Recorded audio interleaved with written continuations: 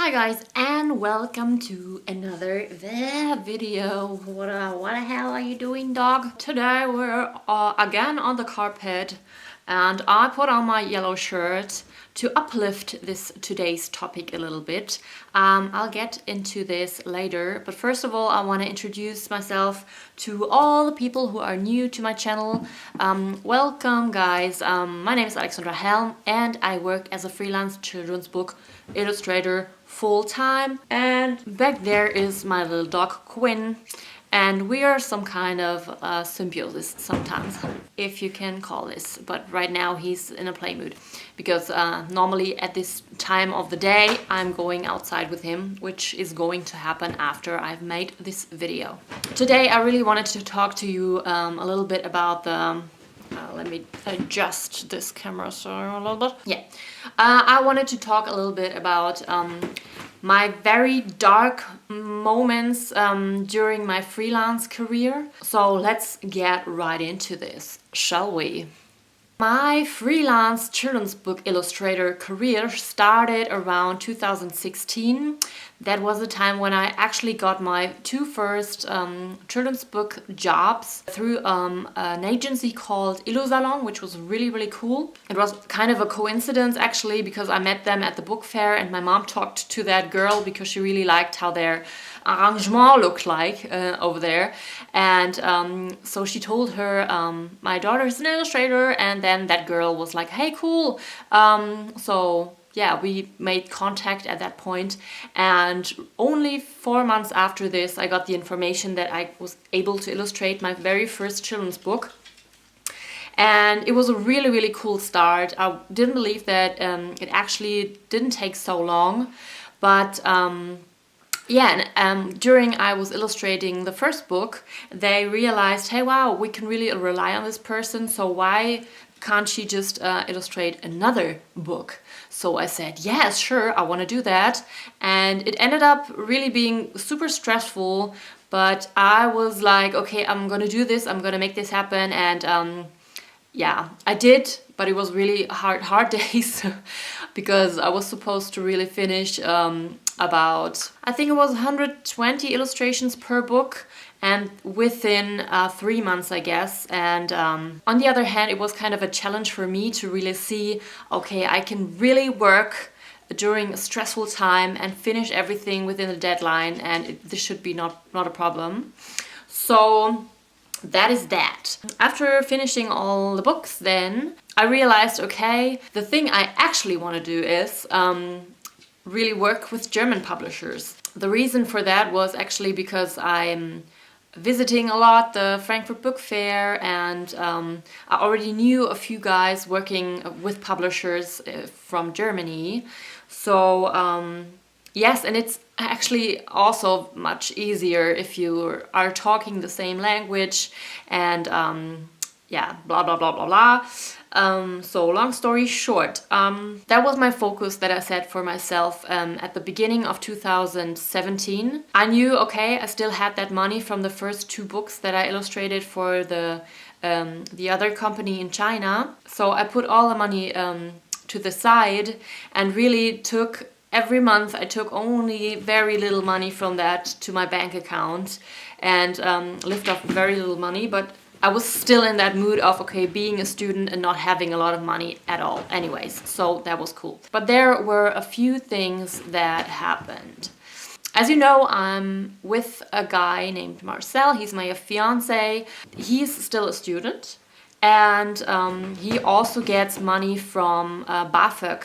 This is a support for students in Germany, and you only get this money if you get the maximum of that money if you don't have parents who can actually support you, or anyone from the family who can't support you financially. Yeah, but the problem there was it really took a very long time for the people working in the BAföG to actually get all the cases through, and I think it took about half a year until he really received his money. And me not already having jobs every month, it was really a really tough year.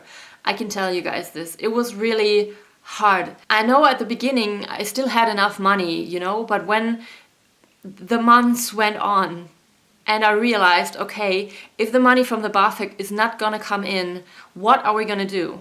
And I know I can really rely on my mother, but I didn't want to. I really wanted to do this myself and earn enough money to live from my own money all the time and not be, you know, needing to rely on my mother's money. So especially not at my age, you know, it's ridiculous. So I really put a lot of stress on myself. I put a lot of pressure on myself. And I remember every time when I went out with my dog, I somehow could calm a little bit down, but all the time there were these thoughts of not having enough money, not being able to pay the rent, not being able to pay this, not being able to pay that. What's gonna happen if I don't get another job? What can I do? And it was really kind of a test for me, I think. And then was, I talked about that in a few videos before this one. And there were two situations when I almost got a children's book job by a German publisher. But the first one, there was actually another illustrator already involved. And they already said, yes, we already have one, but maybe you can make some test drawings and then we'll see about that. So I had a little tiny glimpse of a chance of illustrating this book, and I knew, okay, if I don't get this job, then in the worst case we just run out of money. I did this test drawings, but in the end I didn't get the job, and I was really sad and devastated.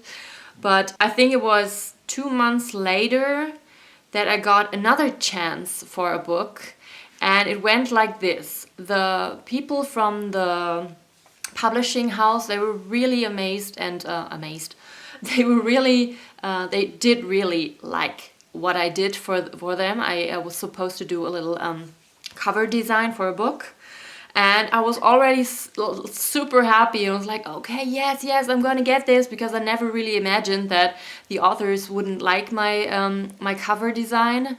And in the end, this happened, guys. So the publisher really liked my stuff, but the authors didn't. And so I got kicked out again out of this project. And I remember that I actually really cried, I guess, because when you're really thinking of, okay, now if I don't get this job, I don't know what's gonna happen.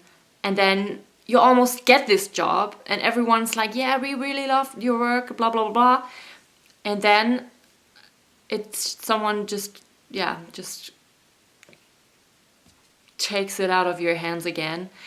And I'm not really mad. I was just so sad and I was really frustrated at the time.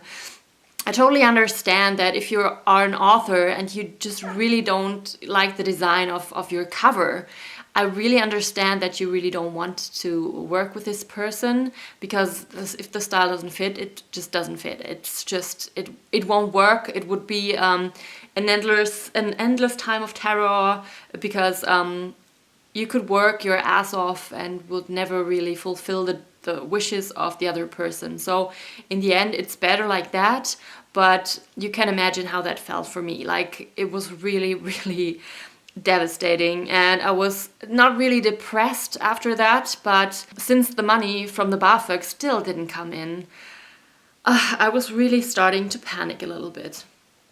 But then one day or not one day, but all the time I told myself, if it's not gonna work now or work out now, it is going to work out a bit later.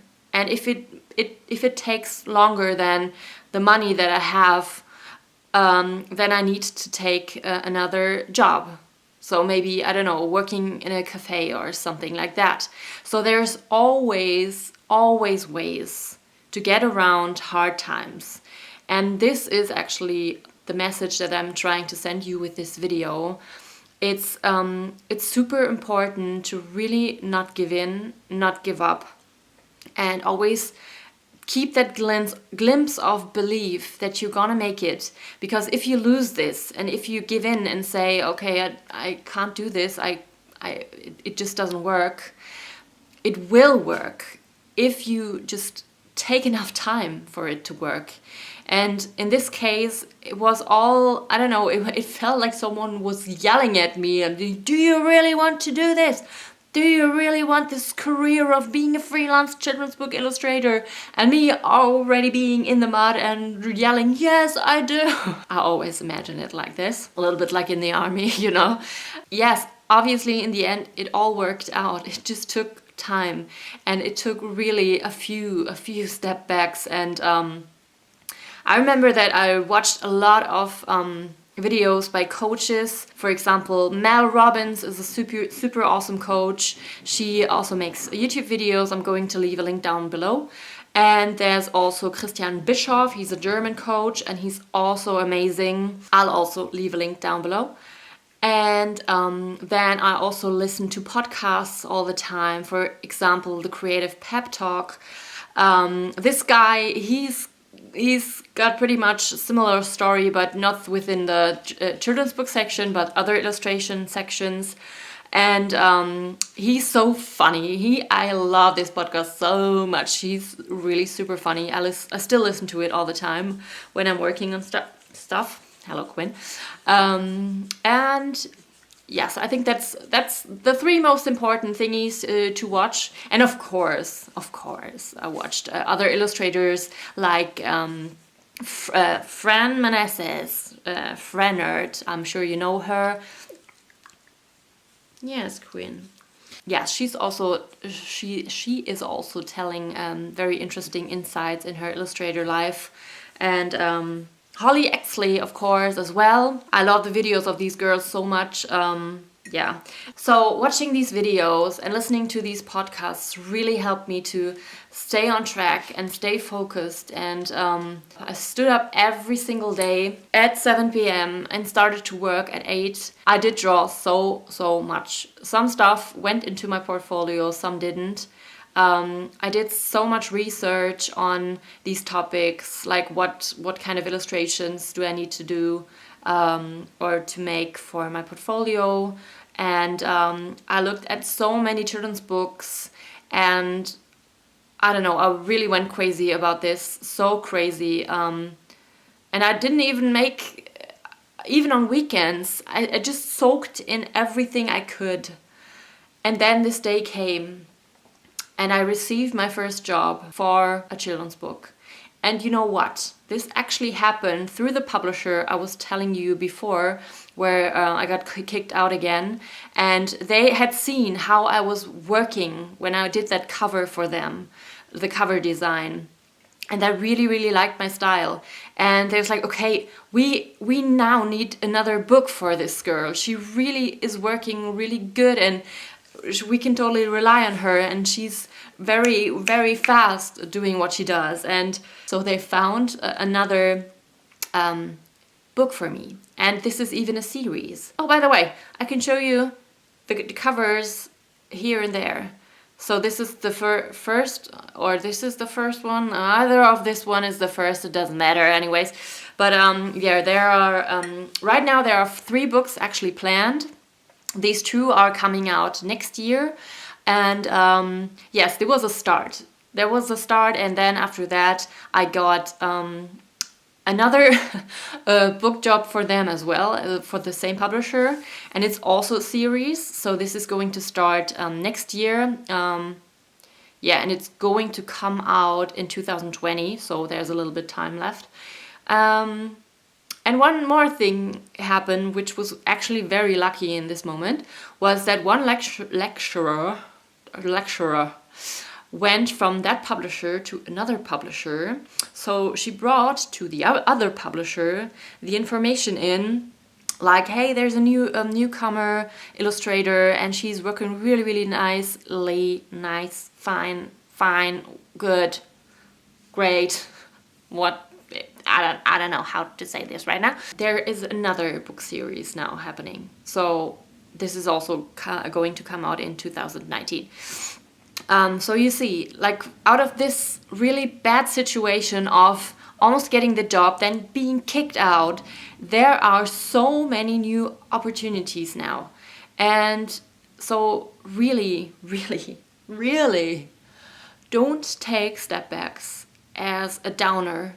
Just take it as a hit, get back up, and work hard and go on doing this. And hard times are going by.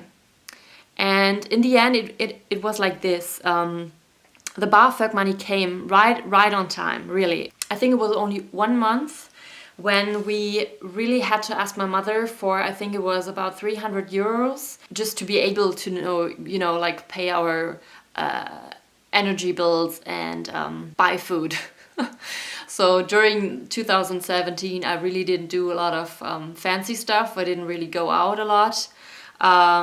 Sometimes I really needed it, but I just didn't have enough money to do anything. Even on birthdays, when I got an invitation for a birthday party, I ended up really saying, yeah, I would really love to come. But in the end, I didn't come because I didn't have any money to buy a present. And I know this sounds really ridiculous, but I don't know, I guess it's something that my mother really told me or taught me when I was a child. And I think it's actually really stupid to not go to a birthday party, because this person who's giving the party, I'm sure they don't give a shit if they get a present or not. But I really didn't want to go to a party without any present. So I ended up telling them, sorry, I can't come, I don't feel so well.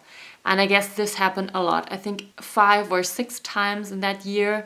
And I really feel sorry about that. And I really feel sorry that I couldn't really tell them what it was all about. And that I didn't have any money for any presents. And that this was the actual reason why I didn't want to come.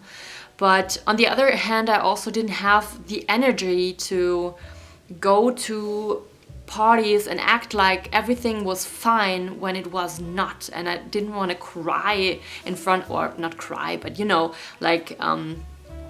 tell people that it's right now everything's cool if it was not. And on the other hand, no, I didn't want to tell them that life is currently not so nice and we don't have enough money for this and that, because that's also a downer on a party. You don't want to talk about stuff like that on a party. So that was also a reason why I really didn't want to go to parties at that time. Thinking about all this really makes me realize that it was all not so bad. In those days, you really have to grip onto those little ideas that you can be thankful for. For example, we have a really beautiful flat. We have warm water every single day when we need it. We have food in our fridge. We have a cute little dog who always puts a smile on my face. But yeah, I started to really be thankful for all the small things in my life. And I realized that these are the things that actually really make me happy. Like being able to do what I love. And I never gave up believing in this, and that this could actually happen. And I know, guys, you can too. And if you ever feel a pushback or someone giving you critique and you really feel like shit afterwards, don't do that. Don't do this to yourself. Always believe in what you can do, and always believe that you are going to hold the first book in your hands with your illustrations and your cover design.